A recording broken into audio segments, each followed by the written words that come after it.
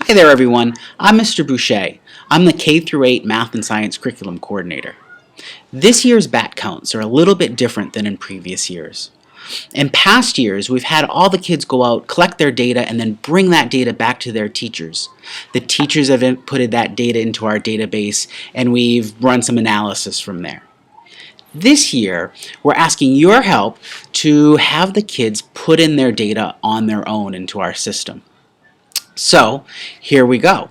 I'm going to show you how you can help them out. Your children have already been taught how to do their bat counts. They're going to go outside. They know what to do. They're going to try to count the number of bats they see, and if they don't see any, it's really important that they tell us that they don't see any. They're also going to take a look at cloud cover. They're going to think about, is it windy or not windy? And they're going to take the temperature of the air outside.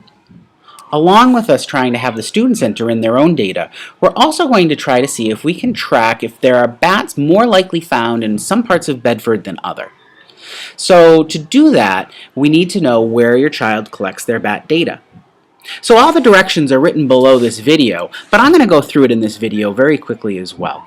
From figuring out my location in Bedford and how we're going to track that, to figuring out what the temperature is in degrees Celsius if I only have a thermometer that measures in degrees Fahrenheit, and then finally I'm going to go through the form so that we can see how to enter in the data. It's not that bad once you've done it once. I'm going to follow step 1, 2, and 3. So the first thing I'm going to do is click this link. When I get due, I get brought to a new page, and I'm going to search for where I was looking for my bats. For this example, I'm going to pretend that I was at 3 Meeting House Road. And when I do, I can just look for M, because Meeting House starts with M. And now I'm going to look down this list of streets for Meeting House. And Meeting House Road is right here. So I'm going to click it. And because I was at 3 Meeting House Road, I'm going to look down the list and find 3 Meeting House Road. And I'm looking for this number right here. It is 20. It's the first number after you see the letters MBLU. So I'm going to remember the number 20. And now I'm all set. I can go back to my starting page. Now I'm on step 2. This is where I have to take the temperature. Now, you probably took the temperature in Fahrenheit, but we need to change that to Celsius. We need to convert that.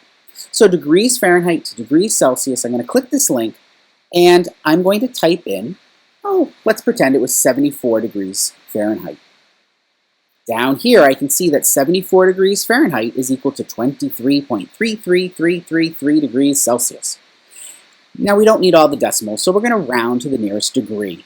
So I'm going to remember the number 23. Now I can go back to my start page. And my final step is to click this link to enter my data. Now, what's really important is your student needs to be signed into their Google account, because right now I see nothing. If I scroll all the way down to the bottom of the page, you'll see a button that says Sign In. And if I click that button, now I'll be asked to sign into Google. If you have a Google account, you need to log out so that your student can log in. And here's our form. So we're just going to go right down the list.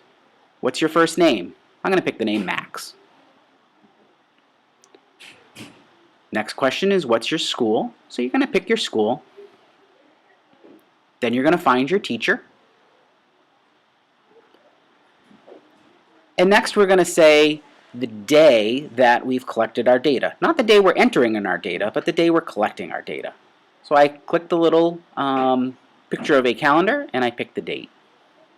Now I'm going to enter in the temperature from the pull down. Now the wind data, and I have some options here as well.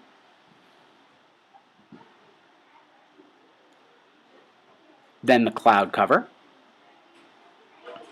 again with some options.